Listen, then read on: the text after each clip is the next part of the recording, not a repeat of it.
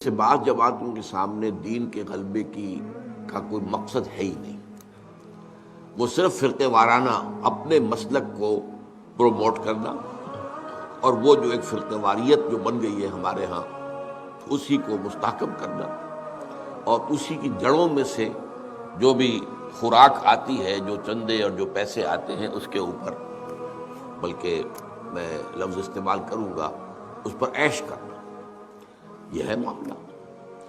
اور بعض جماعتوں کے نزدیک یہ چیزیں نہیں ہیں، لیکن دین کو ایک نظام کی حیثیت سے قائم کرنا ان کے پیش نظر ہے ہی نہیں. جیسے تبلیغی جماعت ہے، وہ فرقے وارانہ نہیں ہے، اس کا جو انداز جو ہے وہ نہیں ہے جو میں نے پہلے بیان کیا ہے، لیکن یہ کہ یہ مقصد ان کا ہے ہی نہیں. وہ دین کا صرف وہی تصور سامنے رکھتے ہیں کہ نماز ہے، روزہ ہے، پھر اس میں نوافل ہے، اس میں وضع قطع جو ہے وہ بھی مسلمانوں والی ہو، سنت کے مطابق ہو. ہماری زندگی کا ہر عمل جو ہے بجائے ہم برش کرنے کے بھی کیوں نہ مسواک سے کام لیں. ہمارا جو ہے وہ پانچے جو ہے ٹخنوں سے اوپر ہونے چاہیے، بلکہ نصف سے ساق تک ہو جائے تو اور بھی اعلیٰ ہے، وغیرہ وغیرہ. وہ اس کام میں لگے ہوئے. تو ہمارے ہاں خالصتاً دین کے غلبے کے لیے قائم ہونے والی جماعتیں بہت کم ہیں. میں اب اس میں نام نہیں لینا چاہتا کون سی ہیں لیکن بہت کم ہیں. دوسری بات یہ ہے کہ ایک بات تو اصولاً ماننی پڑے گی کہ کوئی نہ کوئی معاملہ تو ہوتا ہے جس کی وجہ سے اس مکی دور کے اندر، وہ چاہے 10 سال ہی ہو، کیوں رہا 10 سال، اگر تعداد سرے سے اس کا کوئی سوال ہی نہیں ہے تو کیوں نہیں آپ نے پہلے 2-3 سالوں ہی میں قتال شروع کر دیا؟ نہیں کیا. کیوں نہیں کیا؟ اس لیے کہ اصل شے جو ہے وہ صرف تعداد کی نہیں ہے. ایک ایسی جماعت تیار کرنا جن میں 5 وصف ہو. ایمان یقین والا ان کے دلوں کے اندر موجود ہو، صرف زبانی والا نہیں، اقرار باللسان والا نہیں، وہ ایمان نہیں جو صرف اسلام کے لیے کافی ہے، بلکہ یقین والا ایمان.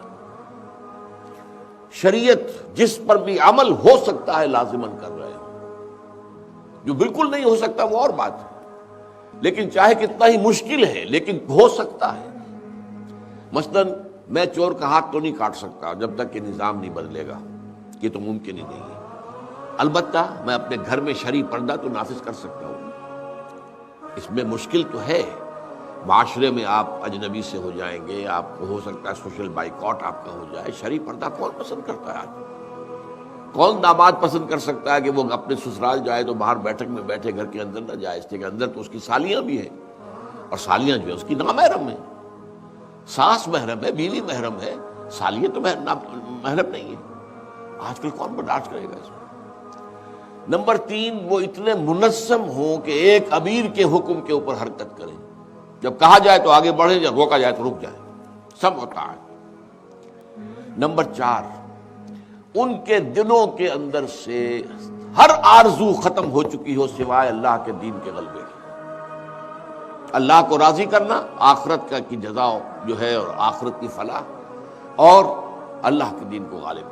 اپنی کوئی ذاتی غرض، کوئی ذاتی مقصد، کوئی ذاتی انٹرسٹ، کوئی ذاتی مفاد، چاہے وہ شہرت کے درجے میں ہی ہو، چاہے وہ مشہوری کے درجے میں ہی ہو، چاہے یہ کہ وہ فتوحات کے حوالے سے، یہ تمام چیزیں ان کے اندر سے نکل جائیں، تزکیہ ہو جائے ان کا، منظم ہو سب و طاعت، ایک امیر کے پیچھے وہ یہ کام کریں.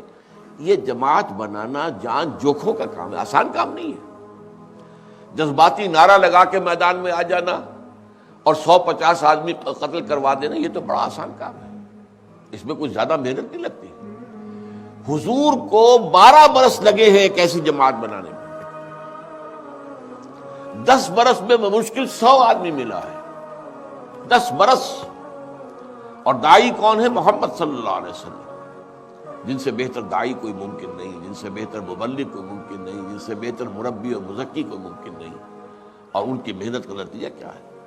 100 برس ایک ایک کے لیے جھولی پسار کے اللہ سے دعا مانگ رہے ہیں، اے اللہ میری جھولی میں عمرو بن ہشام یا عمر بن خطاب میں سے ایک کو تو ڈال دے. یہ دونوں یہاں کی زوردار شخصیتیں ہیں، ان میں سے ایک بھی ایمان لے آئے تو مسلمانوں کو یہ جو فقراء مسلمانوں کے یہ غلام یہ جو آ گئے ہیں، جو بری طریقے سے پس رہے ہیں، تعذیب جو ہے، پرسیکیوشن کی چکیوں میں، شاید کوئی سہارا مل جائے. یہ کام ہے اصل میں، اس کے بغیر میدان میں آ جانا یہ گویا کہ جو نبوی حکمت عملی ہے اس کے خلاف ہے۔ ہوا کیا ہے؟ لال مسجد کا معاملہ اسی نوعیت سے ہم نے اسے غلط سمجھا، شروع سے غلط سمجھا ہے کہ یہ ایک ملک گیر جماعت آپ بنائیں، ملک گیر جماعت۔ یہ لال مسجد کیا ایک مسجد ہے، اس مسجد کے اندر کچھ خواتین لڑکیاں پڑھ رہی ہیں، وہ مدرسہ ہے ان کا، انہیں آپ نے لاٹھیاں دے دی۔ آپ سوچیے تو صحیح کہ آپ کیا کرنے چلے ہیں۔ لیکن یہ کہ ظاہر بات ہے کہ حکومت کی بدنیتی اس میں شامل تھی، اگر پہلے دن روکنا چاہتے تو آسانی سے روک دیتے، چند دن گیس اور بجلی کاٹ دیتے تو معاملہ ختم ہو جاتا۔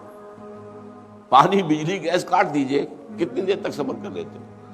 لیکن یہ کہ انہوں نے چاہا اس شخص نے، مشرف نے، کہ یہ چھوٹی سی پھنسی جو ہے بڑا پھوڑا بن جائے تاکہ پھر میں اس میں چیرا دوں گا تو دنیا کو نظر آئے گا اور معلوم ہو جائے گا کہ دنیا جو ہے وہ مان لے گی کہ واقعی یہ شخص جو ہے، یہ فنڈامنٹلزم جو ہے، اسلامک فنڈامنٹلزم، اس کے خلاف جو ہے ہمارے مقاصد کو صحیح طور پہ پورا کر سکتا ہے۔ شاباش مل گئی بش سے بھی، یورپین یونین سے بھی، چائنا سے بھی شاباش ملی۔ تو اس حوالے سے اس طریقہ کار کے بارے میں غور کرنا۔ دیکھیے آپ نے ایک مثال حضور کے سامنے رکھی، ایک مثال حضرت نوح علیہ السلام کی، وہ بھی اللہ کے رسول تھے کہ نہیں؟ 900 برس تک دعوت دیتے رہے، نہیں آئے لوگ، تو کیا کریں؟ کیا اکیلے کھڑے ہو جائیں، اکیلی جنگ شروع کر دیں؟ کیا کیسے ممکن؟ 900 برس آدمی نہیں آیا، جماعت کیا بنتی؟ آدمی آتے تو تربیت ہوتی، تزکیہ ہوتا، تعلیم ہوتی، تنظیم ہوتی، لیکن رسپانس آپ کو ملا ہی نہیں، تو وٹ کین یو ڈو؟ حضرت موسیٰ کا معاملہ کیا ہے؟ ان کا معاملہ ہمارے سے مشابہ ہے۔ حضرت موسیٰ ایک مسلمان امت میں بھیجے گئے تھے، چونکہ بنی اسرائیل جو ہیں، جو مصر میں آباد تھے، وہ مسلمان تھے۔ حضرت ابراہیم کے پوتے حضرت یعقوب، جن کا لقب اسرائیل ہے، ان کی نسل تھے نا، ان کے 12 بیٹے تھے، ان کے 12 بیٹوں سے 12 قبیلے تھے، توحید پر وہ قائم تھے۔ باقی ان کے اندر جو ہے وہ خرابیاں اور آ چکی تھیں، جیسے ہمارے اندر بھی آ چکی ہیں۔ ان میں ایجنٹ بھی تھے، جیسے انگریزوں کے ایجنٹ ہمارے یہاں ہوتے تھے۔ خان بہادر کا خطاب ملا ہوا، کائے کے لیے ملا ہوا ہے؟ یہ کوئی انگریزی حکومت کی کوئی خاص خدمت کرتے تبھی تو خان بہادر بنے ہوئے نا۔ اور بڑے بڑے جو ان کو خطابات ملی، کائے کے ملے؟ جاگیریں ملی، کیوں ملی؟ مسلمانوں میں سے تھے، لیکن ظاہر بات ہے انہوں نے مدد کی انگریز کی، اور ان کی مدد سے جو بڑھتی ہوئے فوجی، انہوں نے جا کے خانہ کعبہ پر گولیاں چلائی ہیں۔ انہوں نے جنرل ایلن بی کو دمشق کا قبضہ دلوایا ہے۔ تو ظاہر آپ اندازہ کیجئے یہ کون تھے؟ مسلمان تھے، ایسے ہی مسلمان تھے وہ ٹھیک ہے، اللہ پر، رسول پر جو ان کا ایمان تھا، عمل جو ہے وہ بہت کم لوگ تھے۔ چنانچہ جب وقت آیا ہے قتال کا، 6 لاکھ افراد تورات بتاتی ہے کہ مصر سے نکلے تھے، بنی اسرائیل کے 12 قبیلوں کے بوڑھے، بچے، عورتیں، یہ گنتی کر کے لکھی ہوئی ہے، بک آف نمبرز، یہ تورات کی ایک کتاب ہے باقاعدہ، اس میں 12 لاکھ۔ اچھا 12 لاکھ میں سے 6 لاکھ میں سے اب آپ اندازہ کیجئے کہ جنگ کرنے کے قابل کم سے کم 1 لاکھ، اور کم کرے 50,000 تو ہوں گے جوان۔ لیکن جب جنگ کا وقت آیا ہے تو صرف 2 آدمی نکلے۔ اب 2 آدمی یہ تھے، حضرت ہارون اور حضرت موسیٰ، یہ تو نبی تھے۔ 2 اور آئے، جن میں سے ایک کا نام یوشع ابن نون ہے، جو بعد میں خلیفہ بنے ہیں حضرت موسیٰ کے، ایک خالد بن یفنہ ہے۔ اب حضرت موسیٰ نے عرض کیا، اللہ انی لا املک الا نفسی واخی، مجھے تو اپنی جان کا اور اپنے بھائی کی جان کا اختیار حاصل ہے، اور زیادہ کا اختیار تو حاصل نہیں ہے۔ تو اب باقی قوم جو ہے جواب دیے بیٹھی ہے، فَذَهَبْ أَنْتَ وَرَبُّكَ فَقَاتِلَا إِنَّ هَؤُلَاءِ قَاعِدُونَ، جاؤ موسیٰ تم اور تمہارا رب جنگ کرو، ہم تو یہیں بیٹھے ہیں۔ پہلے اس ملک کو خالی کرا دو، یہاں پہ جو بسنے والے ہیں فلسطین میں، ان کو یہاں سے نکال باہر کرو، پھر ہم داخل ہوں۔ تو اب یہ معاملہ جو ہے وہی کا وہی رک گیا۔ اس اعتبار سے جان لیجئے کہ اگرچہ ہم مسلمان ہیں، کلمہ گو ہیں، امت مسلمہ کہلاتے ہیں، ہم میں سے کتنے لوگ ہوں گے جو اس جو 4 یا 5 باتیں آپ کے سامنے رکھی ہیں ان کے اوپر عمل پیرا ہو؟ اگر ان پر عمل پیرا نہیں ہے تو کیسے وہ کہہ سکتے ہیں کہ ہم اسلام کو غالب کرنا چاہتے ہیں؟ بھئی اپنے اوپر تو غالب کرو، پہلے اپنی ذات پر تو غالب کرو، اپنے گھر میں تو غالب کرو۔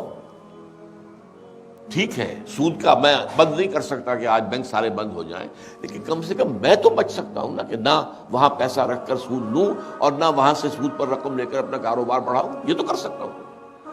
کتنے لوگ ہیں جس پر چلیں گے؟ اس اعتبار سے یہ کام جو ہے آپ اگر ہمت کریں، محنت کریں ذرا تھوڑی سی، میری 2 کتابیں ہیں، ایک چھوٹی ایک بڑی، رسول انقلاب کا طریق انقلاب کیا ہے، حضور سے ہمیں لینا ہوگا۔